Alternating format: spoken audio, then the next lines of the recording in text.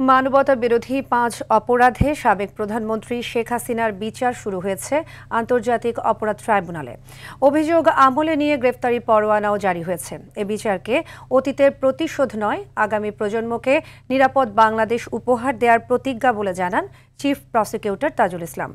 আরও জানাচ্ছেন জিএম মাহমুদ। আন্তর্জাতিক অপরাধ ট্রাইব্যুনাল থেকে সরাসরি সম্প্রচারিত হয় জুলাই আগস্ট গণহত্যার দায়ে অভিযুক্ত সাবেক প্রধানমন্ত্রী শেখ হাসিনার বিচার কাজ, যা দেশের বিচারিক ইতিহাসে এক নতুন অধ্যায়। অভিযোগ আমলে নিয়ে গ্রেফতারি পরোয়ানা জারি করে প্রসিকিউশন। জুলাই বিপ্লবে সংগঠিত সকল মানবতা বিরোধী অপরাধের প্রধান এবং একমাত্র কারণ ছিল যে কোনো মূল্যে শেখ হাসিনাকে ক্ষমতায় টিকিয়ে রাখা। মানবতা বিরোধী অপরাধে শেখ হাসিনা সহ ৩ জনের বিরুদ্ধে ৫ অভিযোগে ১৩৫ পৃষ্ঠার অভিযোগপত্র দাখিল করে আন্তর্জাতিক অপরাধ ট্রাইব্যুনালের প্রসিকিউশন।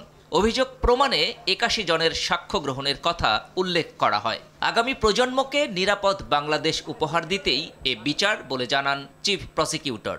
যেই বিচার কোনো প্রতিশোধের জন্য নয়, এটা হচ্ছে ভবিষ্যতের জন্য একটা প্রতিজ্ঞা এবং আগামী প্রজন্মকে নিরাপদ একটি বাংলাদেশ উপহার দেয়া। আমরা বলেছি এই বিচার হবে আবেগ শূন্য, প্রমাণ নির্ভর, তথ্য নির্ভর, নিরপেক্ষ এবং ন্যায় বিচার।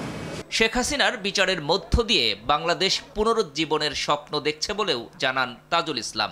আগামীর বাংলাদেশ যে অন্ধকার অতীত থেকে বেরিয়ে এসেছে এবং বাংলাদেশ যে নতুন করে পুনরুজ্জীবনের স্বপ্ন দেখছে, এই বিচার শেষ হওয়ার মাধ্যমে সেই পুনরুজ্জীবনের স্বপ্ন বাস্তবায়ন হবে বলে আমরা বিশ্বাস করি।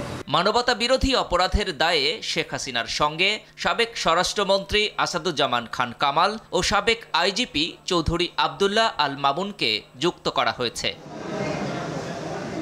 GM Mahmud, RTV, Dhaka.